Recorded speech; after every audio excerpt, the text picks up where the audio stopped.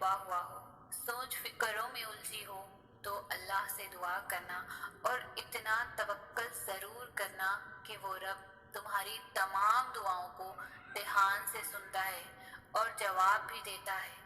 وہ ضائع نہیں جانے دے گا ان دعاؤں کو جو خلوص دل سے مانگی جائیں۔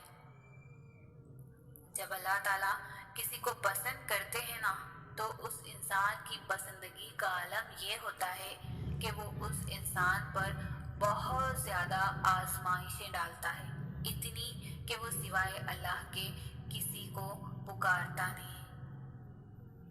بڑی طاقت رکھی ہوتی ہے اللہ نے ٹوٹے ہوئے دلوں میں، اور جب ان دلوں کا ایمان بھی اتنا ہی طاقتور ہوتا ہے نا کہ ان کے دل ریزہ ریزہ ہو کر بھی، بکھر کر بھی اللہ سے مانگتے ہیں، تو پھر کائنات کی کوئی بھی قوت ان دعاؤں کو نہیں ہرا سکتی۔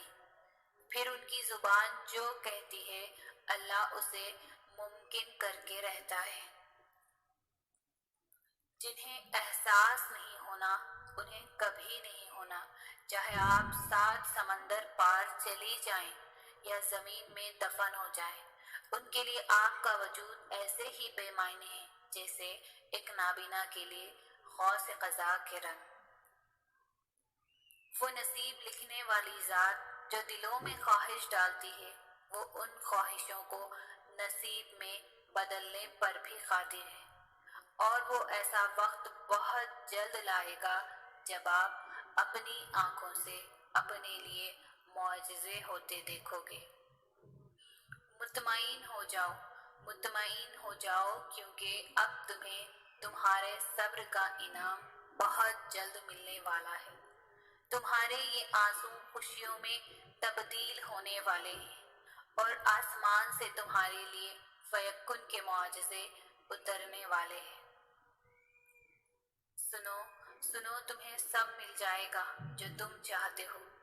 تمہارا تہجد میں اللہ کے سامنے گڑ گڑانا کبھی بھی ضائع نہیں جائے گا۔ اللہ تو ہر دعا پوری کرتے ہیں، اور جو تہجد میں مانگی جائے اس دعا کا تو مقام ہی بہت ہے۔ مایوس نہ ہوا کرو، اللہ تمہیں بہت قریب سے دیکھ رہا ہے۔ وہ جانتا ہے کون سی اذیت تمہیں توڑ رہی ہے۔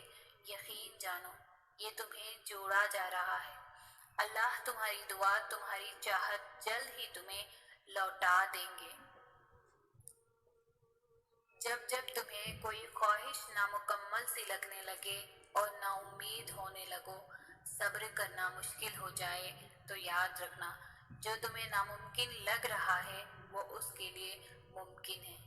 نا امید نہ ہو، یہی تو صبر کرنا ہے، یہی تو اس کے کن پر کامل یقین کرنا ہے، یہی تو آزمائش ہے تمہارے صبر کی۔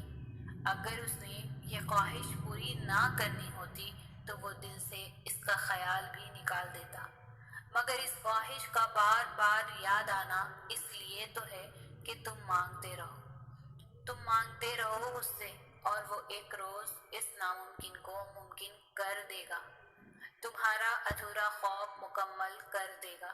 ایک روز تمہاری آنکھیں دعاؤں کی قبولیت دیکھیں گی، یقین رکھو اس پر۔